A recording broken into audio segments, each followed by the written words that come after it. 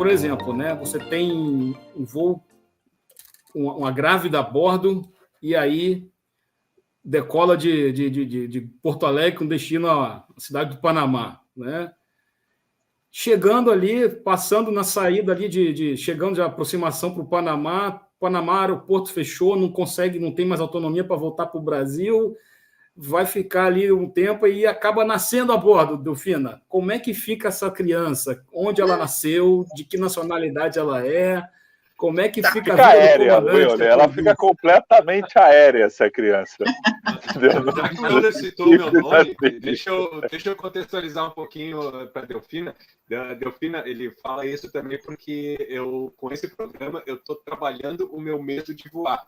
Tá? Eu tenho um medo muito antigo, que está sendo cada sessão, eu chamo de sessão, olha só, cada programa é uma sessão de terapia para mim. E aproveitando que o meu filho, na verdade, o primeiro, né, que o Euler conhece, que é o Davi, a gente teve uma viagem para Minas, né? Nós fomos para Minas Gerais, acho que em abril, e ele nasceu em junho, mas a minha esposa estava no limite para viajar, assim. Então, isso é uma pergunta do Euler, é interessante porque eu me fiz essa pergunta quando a gente foi viajar com a barriga dela quase estourando, assim. E se ele nascesse na ponte aérea ali, né? Ele ia ser mineiro, ia ser gaúcho, como é que eu ia trabalhar ele? Bom, vou começar a cobrar consultoria, hein? Bom. Olha aí. Bom, pessoal, estamos encerrando por aqui, então. Muito obrigado, Delfina. Obrigado a todos. Tchau, gente. Boa noite. Obrigada. Onde é que encerra aqui rápido?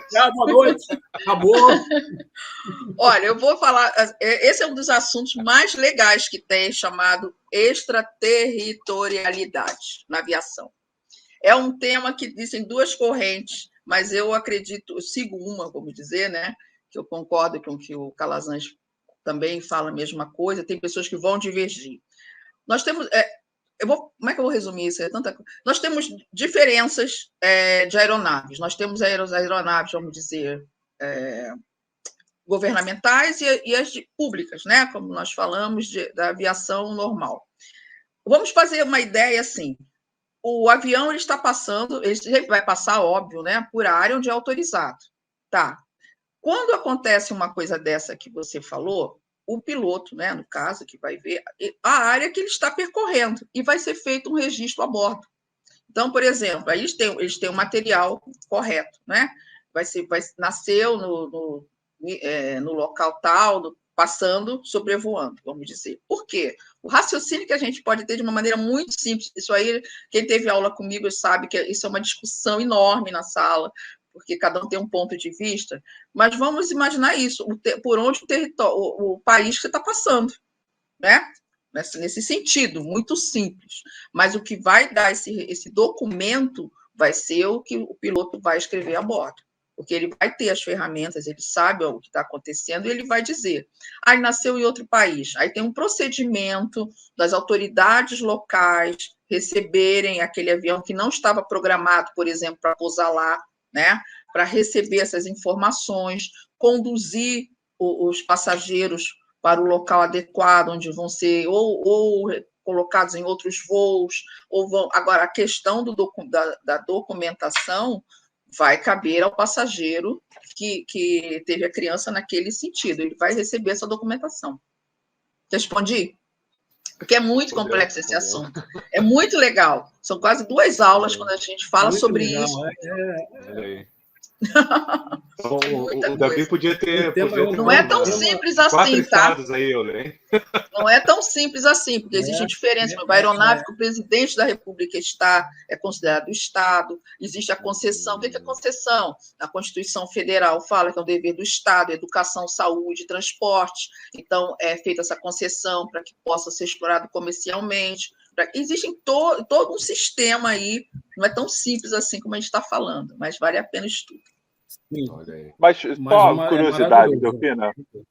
Para Óbito, segue a mesma filosofia. Sim, isso. É feito o livro de bordo, né? Também é feito esse relatório, é um documento. Coloca lá coordenada, que é levado, de onde foi.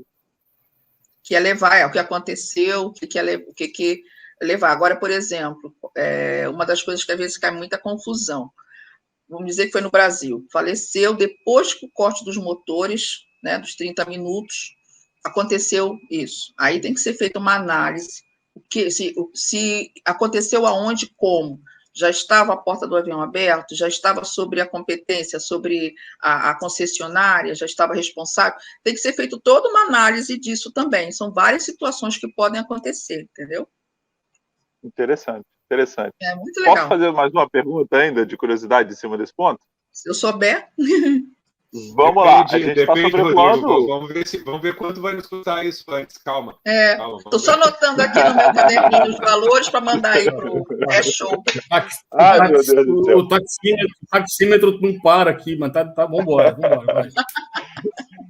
Vamos supor um voo para, sei lá, Rio, Manaus. Estamos passando ali no meio do município praticamente desabitado entre Brasília e Manaus, no meio da Amazônia lá, um passageiro tem um óbito a bordo e eu registro o óbito desse passageiro naquela localidade, naquela coordenada na qual nós estávamos sobrevoando naquele momento do óbito. O que acontece? Se eu registrar lá, a documentação toda tem que ser feita naquele município que eu estava sobrevoando, a declaração de óbito, o registro, tudo isso tem que ser feito lá, os cartórios, a família vai ter que ir para lá? Ou isso é um mito? Existe um procedimento entre os próprios cartórios, onde você pode, por exemplo, hoje em dia você quer uma certidão de Manaus, você tem o contato de Manaus e faz, um exemplo, né? Sem você precisar ir lá, é tudo feito através do cartório. Quando acontece essa situação, podem ter duas situações, tá? Você leva essa certidão no cartório onde você mora, onde você está, e eles vão providenciar toda a emissão através da região onde foi feito isso. Isso é uma opção, tá? A outra opção Não, desculpa, essa é a única opção. Essa é a única opção. É fazer com que seja levado no cartório. Aí, quando não existe, porque tem regiões que são muito pequenas, não existe cartório, não existe nada disso. Aí é analisada a circunscrição da área que engloba aquela região. E o cartório é necessário para isso, feito para isso. Entendi, aí, por exemplo, outra coisa... E o registro de fato, o registro no local, então, né? Sim, quem vai tratar disso o próprio... Ih, agora fugiu o nome. Vou falar circunscrição daquela região na qual estava sobrevoando. Interessante. Isso. E olha que interessante também. Por exemplo, às vezes pode acontecer de um estrangeiro teve um filho aqui, não é? E ele precisa levar para fora do Brasil. Dependendo do país que ele for, ele tem que fazer um apostilamento no cartório. E o que é apostilamento? Existe uma convenção de Haia para que os documentos do Brasil possam valer nos países signatários. Então, para que essa certidão brasileira, por exemplo, tenha validade em Portugal, ela precisa ser apostilada, que a gente fala.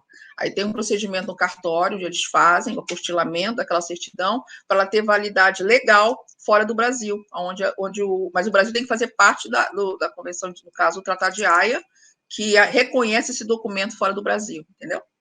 Porque se você chegar com a sua certidão de nascimento do nada e vai tentar cidadania, por exemplo, na Espanha, no Portugal, eles não aceitam.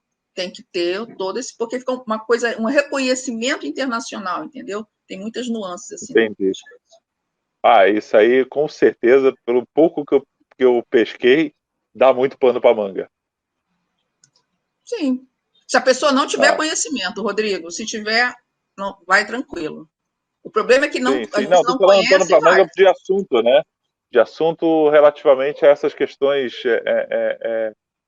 jurídicas, né? De tudo isso que a gente pode estar vivendo a bordo ali, né? Um falecimento, um nascimento e tudo isso. Caramba, isso aí com certeza dá muito assunto. Mas o que a gente não pode esquecer é que o livro de bordo não é certidão de casamento e nem de nascimento. As pessoas confundem muito isso. Não é, você tem que ter um documento pelo qual vai ser criado eles, providenciado eles. Aí leva no cartório, tem fé pública, né? Isso.